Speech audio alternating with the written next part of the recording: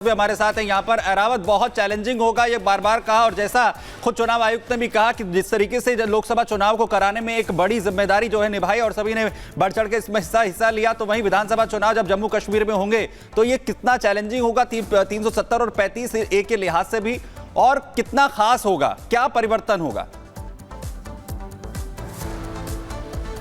जी हाँ, लगातार हम देख रहे हैं एक बहुत बड़ा लंबा इंतजार है वो फाइनली खत्म हो गया और जम्मू कश्मीर के पॉलिटिशियंस के साथ साथ जम्मू कश्मीर के लोग वोट देने के लिए तैयार हुए हैं। हालांकि हमने देखा किस तरह से इलेक्शन कमीशन ने अनाउंस किए डेट्स। हालांकि जम्मू कश्मीर का जो इलेक्शन होगा 3 फेज में होगा और लगातार हम देख रहे हैं किस तरह से पॉलिटिकल पार्टीज के साथ साथ जम्मू कश्मीर के जो लोग हैं वो पहली बार जो है इस तरह के इलेक्शन में पार्ट लेंगे। हालांकि हमारे साथ कुछ लोग भी हैं, इनसे हम जानेंगे क्या कुछ कहेंगे इलेक्शन कमीशन की प्रेस कॉन्फ्रेंस। आप मुझे बताइए, फाइनली जो है एक लंबा इंतजार जो है वो खत्म हुआ, क्या कहेंगे इसमें? चलिए, इलेक्शन कमिश्नर को कहीं ना कहीं जम्मू कश्मीर की याद तो आई और बहुत लंबे समय के बाद 3 फेज में आज चुनाव कहीं ना कहीं घोषित किए गए। हम तो वेलकम करते हैं उनका, हम भी वोट डालने जाएंगे। लगभग 10 साल के बाद जो विधानसभा के चुनाव जो है अभी घोषित हुए हैं, हम वेलकम करते हैं इलेक्शन कमिश्नर का जो इन्होंने अभी अनाउंस कर दिया है। किन चीज़ों के लेके आप वोट देंगे आप इस इलेक्शन में? देखिए, जम्मू कश्मीर में बेरोजगारी दर सबसे लंबा, आपको पता है, जब से यूनियन टेरिटरी बनी है यहाँ पर बेरोजगारी दर बढ़ चुका है। आम जनता कहीं ना कहीं, सरकार काम तो कर रही है, वो ग्राउंड तक वो काम नहीं पहुंच रहा जो एक सरकार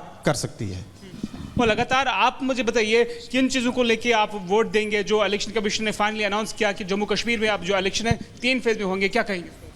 पहले तो हम इलेक्शन कमीशन का स्वागत करते हैं जो ये मतलब इलेक्शन अनाउंस किया है इन्होंने। दूसरे चरण में सुनने में आ रहा है कि जम्मू का जो दूसरे चरण में इलेक्शन है 370 हटने के बाद पहली बार चुनाव होने जा रहे हैं। हमें इस चुनाव से बहुत सारी उम्मीदें हैं। एज ए यंगस्टर क्या आप कहेंगे, किन चीज़ों को लेके आप वोट देंगे? देखिए, एक तो डेवलपमेंट है, दूसरा जो है नौकरी का मतलब बहुत ज़्यादा हुआ है। नौकरी का जो युवा है वो बहुत ज़्यादा सफ़र कर रहा है, तो हम बेसब्री से नौकरी का इंतज़ार कर रहे हैं कि नौकरियां वगैरह गवर्नमेंट जो है इससे प्रोड्यूस करे, सरकार बने। तो उससे मतलब कि आप समझते हैं यूटी में इतना बेनिफिट जो है वो स्टेट लेवल का और सेंटर का फ़र्क तो होता ही है। क्या आप परिवारवाद के खिलाफ वोट देंगे जो हम पिछले कई सालों से देख रहे हैं जम्मू कश्मीर में किस तरह से परिवारवाद की अगर हम बात करें लगातार वो इलेक्शंस में पार्टिसिपेट कर रहा है, इस बार ही आप किन लोगों को वोट देंगे? देखिए, वोट देना तो मतलब अपना एक इंडिविजुअल मैटर है। जो मतलब हमें दिखेगा कि कौन सी पार्टी कैसा काम कर रही है, जो हमारे हित के लिए सोचेगी, हम तो उसी को वोट देंगे। आपका बहुत शुक्रिया बात करने के लिए। देखिए, हमने किस तरह से यहाँ पे कुछ लोगों से बात की और लगातार एक बहुत लंबा इंतजार था वो बिल्कुल अहरावत। तो जम्मू कश्मीर में जो चुनाव हो रहा है उस पर सबकी निगाहें टिकी हुई थी, राजनीतिक दलों की भी टिकी हुई थी, और अब तैयारी के लिए ज्यादा वक्त नहीं बचा है। 4 दिन में ही पहला नोटिफिकेशन है, तो उस लिहाज से तैयारी भी तेज हो जाएगी और मुझे लगता है कि भारतीय जनता पार्टी ने इसको लेकर बैठक भी बुला ली। और ललित हमारे साथ अब जुड़ रहे हैं। ललित, हरियाणा में एक चरण में चुनाव होने वाला है, पिछली बार कितने चरणों में हुआ था, क्या तब्दीलियां आप देख रहे हैं? आज प्रेस कॉन्फ्रेंस में जो बड़ी बातें कही गई हैं उसके लिए, हरियाणा के लिए खास तौर पे। देखिए, अगर हरियाणा की बात करें तो सिर्फ और सिर्फ जो तब्दीलियां हैं वो ये है कि हरियाणा में जब भी चुनाव का ऐलान होता है तो वो तकरीबन 13 से 15 सितंबर के आसपास होता है, लेकिन इस बार लगभग 2 से 3 हफ्ते पहले है वो चुनाव का शेड्यूल है वो जारी कर दिया गया है।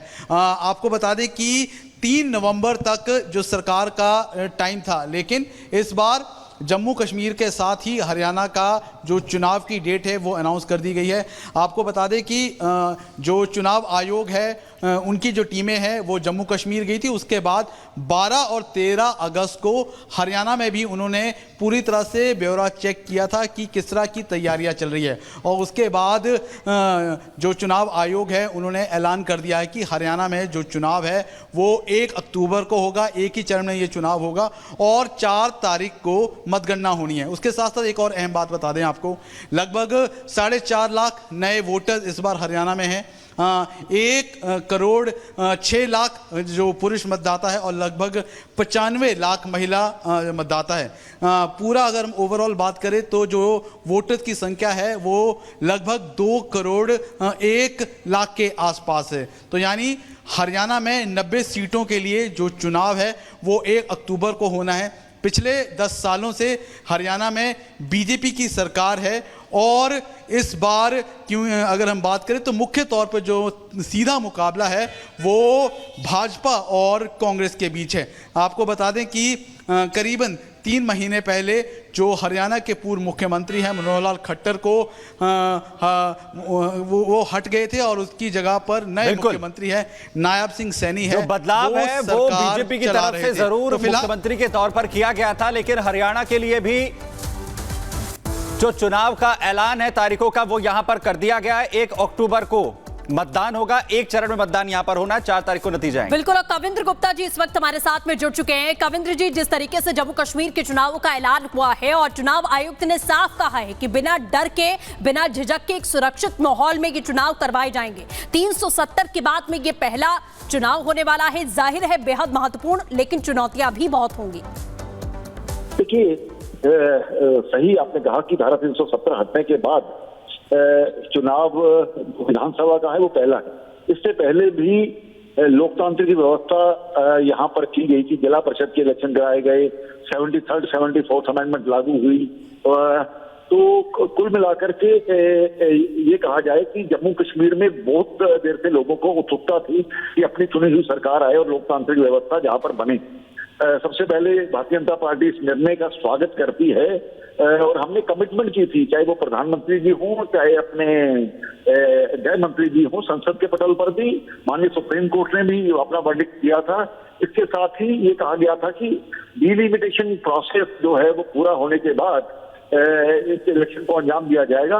आज ये अच्छी बात है कि अब जो इलेक्शन होगा बड़े अच्छे वातावरण में, इससे पहले भी आपने देखा कि लोकसभा इलेक्शन में जो पोलिंग की परसेंटेज है बहुत बड़ी है, लोगों में उत्साह है और लोग चाहते हैं अपनी सरकार चुनना। तो कुल मिलाकर के स्वागत जो खत्म है।